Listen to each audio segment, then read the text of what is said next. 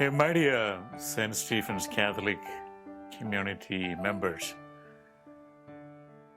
this is the first attempt to talk to you this way as we are distanced and our community is scattered. I would like to thank Angie for making it possible. She has put in lots of work. Thank you for that. I just want to begin with a story. One day, a young man who had lost faith visited an elderly Christian to seek advice from him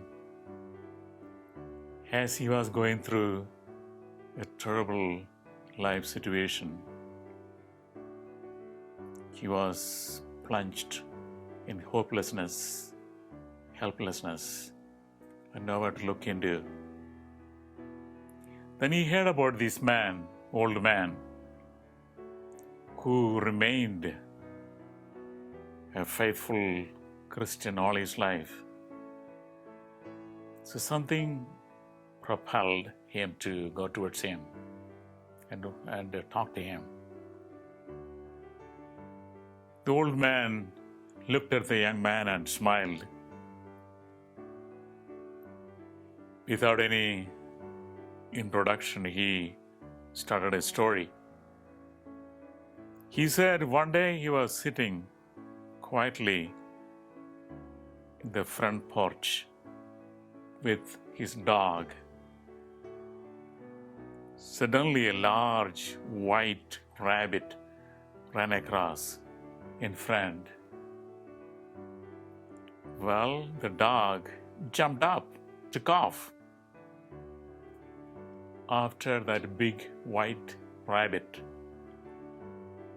The dog chased the rabbit over the hills with passion. Soon, the other dogs in the neighborhood joined him, attracted by the sound of his barking. What a sight it was as that pack of dogs ran barking across the creeks, stony embankments, and through the thickets and the thorns.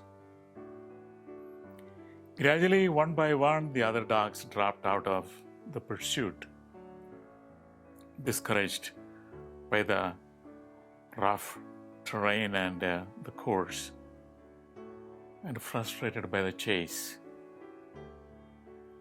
Only the old man's dog continued to pursue. Came back after an hour with the rabbit in his mouth, standing in front of the old man. The young man sat in front, confused. Finally asked, "I don't understand. What is the connection between the rabbit chase and my situation?" Searching for God and answers, though I don't believe in Him much. The old man said, "You fail to understand."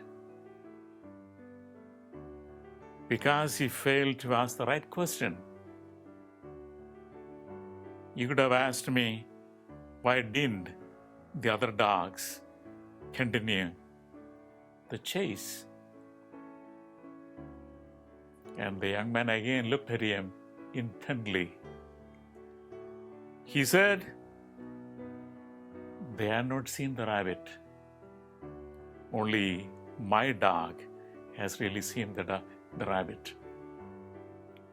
Then he went on to say, unless you actually seen the rabbit, the chase becomes difficult for the other dogs because they don't know what it is. And again, the other dogs lost the passion and determination necessary to keep the chase. Only when we have the object of chase in front of us, we continue to chase. And he said this brings the most important question. Have you experienced Christ in your life? If so, have you shared that experience with somebody else, the community where you are?